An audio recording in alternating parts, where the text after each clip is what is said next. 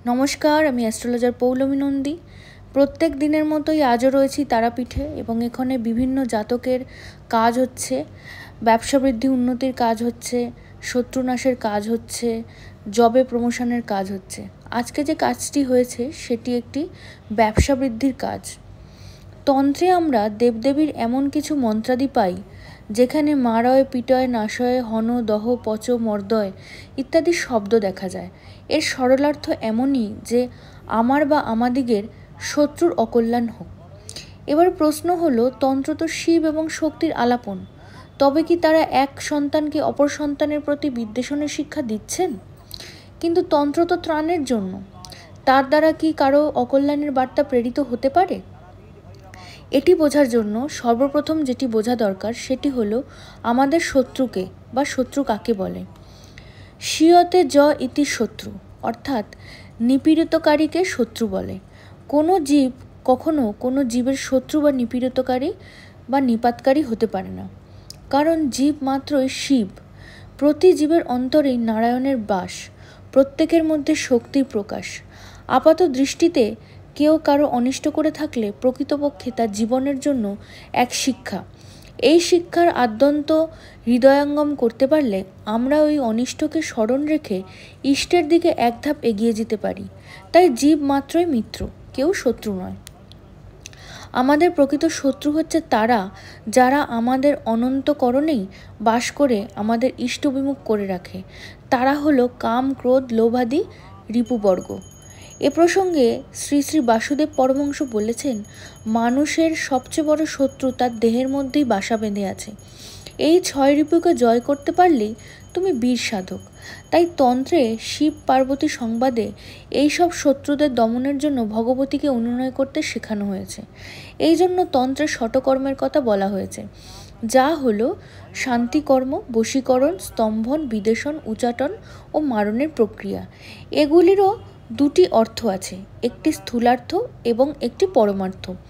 স্থূলার্থটি সকলেরই জ্ঞাত এবং আলোচ্য পরমার্থ। মারণ, কাম, ক্রোধ হলো রিপুগণের মধ্যে সর্বাপেক্ষা ভীষণ, তাই এদের সমূল নাশ কেবল সাধক মাত্রই প্রয়োজন। তাই কাম, ক্রোধ নাশনের নামই মারণ। বশীকরণ মানে হলো মন সর্বাপেক্ষা চঞ্চল, মনকে বশে আনতে না পারলে সাধন সম্ভব নয়, তাই মনকে সবশে বশীকরণ করতে হবে। স্তম্ভন, 10টি ইন্দ্রিয় মানুষের চেতনাকে 10 দিক থেকে ধাবিত করে, বিষয়লোলুপ করে তোলে। ইন্দ্রিয়াদিগের বিষয়ভোগের উপরতেই স্তম্ভন। উচাটন, মোক্ষ হলো সাধকের পরম লক্ষ্য, তাই যতক্ষণ না তা প্রাপ্তি হচ্ছে প্রকৃত সাধক স্থির থাকে না। এই মোক্ষ প্রাপ্তির প্রতি উদ্বেলতাই হলো প্রকৃত উচাটন। বিদ্বেষণ, অভীষ্ট প্রাপ্তির প্রতিকূল বিষয়ের প্রতি সাধকের বিরাগ বা বিরক্তির বিদ্বেষণ। প্রকৃতপক্ষে এগুলি ইষ্টনিষ্ঠা সুদূরা হয়। বস্তুত এগুলো কোনো তন্ত্রসাধককে প্রদান করা হয় আক্রমণকারীর শত্রুর হাত থেকে বাঁচার বা উদ্ধার পাওয়ার জন্য। তাই কোনো মতেই এই ষড়রিপু বিদ্যা তাড়নায় বশবর্তী হয়ে কোনো জীবের অকল্যাণের জন্য প্রয়োগ করা উচিত নয়, কারণ এটি চিরন্তন সত্য যে প্রত্যেক ক্রিয়ার সমান ও বিপরীত প্রতিক্রিয়া আছে, যা সৎকর্ম প্রয়োগকারীর মৃত্যুর জন্য যথেষ্ট। তন্ত্রমতে কোনো জীবের উপর সৎকর্ম প্রয়োগ করলে প্রয়োগকারীকে মৃত্যুর পর মন্দির বা শ্মশানের কুকুর হয়ে জন্মগ্রহণ করতে হয়। যে তারাপীঠে বর্তমানে আমি হোম করছি সেখানে শোনা যায় বামাখ্যাপার একটি কুকুর ছিলেন। সেই কুকুরের নাম ছিল কালু। এই কুকুরটি মাঝে মধ্যেই আকাশের দিকে মুখ করে কাঁদত। বামাখ্যাপার উপলব্ধি ছিল যে এই কুকুর পূর্বজন্মে কোনো তন্ত্র সাধক ছিল। তন্ত্রের শটকর্ম করে প্রচুর মানুষের ক্ষতি সাধন করে কুকুরের জন্ম হয়েছিল। তাই আপনাদেরকে একটাই কথা বলবো, এই যে ঘটনাটি আপনাদেরকে বর্ণনা করলাম, এই ঘটনার মধ্যে তন্ত্রের শটকর্মের প্রতিরূপ পাওয়া যায়। আপনারা নিজেদের ভালোর জন্য, অর্থাৎ ব্যবসা বৃদ্ধি, উন্নতি, শত্রুনাশ ইত্যাদির জন্য হোমযজ্ঞ করতেই পারেন, কিন্তু মাথায় রাখবেন আপনার এই হোমযজ্ঞ যেন কারোর ক্ষতির জন্য সাধন করা না হয়। আমি যে সমস্ত কার্য করে থাকি সেগুলি শুধুমাত্র মানুষের ভালো এবং মানুষের উপকারের অর্থে সাধন করে থাকি। আমি তারাপীঠে বর্তমানে রয়েছি এবং অমাবস্যা পর্যন্ত থাকব। এখানে আমি মূলত যে কাজটি করছি সেটি ব্যবসা বৃদ্ধির জন্য করা হচ্ছে, তবে আমি মাঙ্গলিক দোষ খণ্ডন, কালসর্প দোষ খণ্ডন, বীজযোগ খণ্ডন, গুরুচণ্ডাল দোষ খণ্ডন, মঙ্গলের নেগেটিভ প্রভাব খণ্ডন, শনির 7.5 ঢাই আর কুপ্রভাব থেকে মুক্তি, ব্যবসা বৃদ্ধি, আয় উন্নতি, জবে প্রমোশন ইত্যাদির কাজগুলি করে থাকি। আমি প্রত্যেক অমাবস্যাতে তারাপীঠে থাকি এবং এছাড়াও অমাবস্যা বাদ দিয়েও আমি তারাপীঠে থাকি।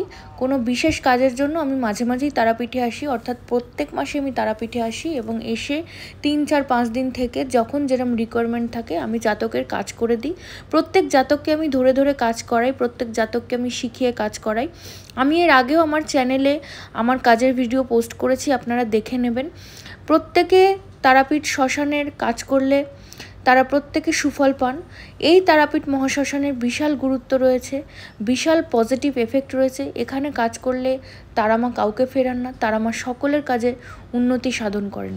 তাই আপনারা যারা নেগেটিভ এনার্জির কবলে পড়েছেন, বাস্তুদোষ রয়েছে বা কোনো রকম মাঙ্গলিক দোষ, কালসর্পদোষ ইত্যাদি রয়েছে, বা ব্যবসা বৃদ্ধি করতে চাইছেন, টাকা কাউকে ধার দিয়েছেন, সেই টাকা আটকে গেছে, সেই টাকা উদ্ধার করতে পারছেন না, শত্রু বৃদ্ধি হয়েছে, জবে প্রমোশন পাচ্ছেন না, কোনো কম্পিটিটিভ এক্সাম দিয়েছেন তার সুফল আশা করছেন, বিয়েতে বাধা হচ্ছে, দাম্পত্য কলহ হচ্ছে, এই টাইপের যে কোনো কিছু সমস্যা আপনারা যদি কাটাতে চান তাহলে আমার স্ক্রিনে দেওয়া নাম্বারে আপনারা যোগাযোগ করবেন।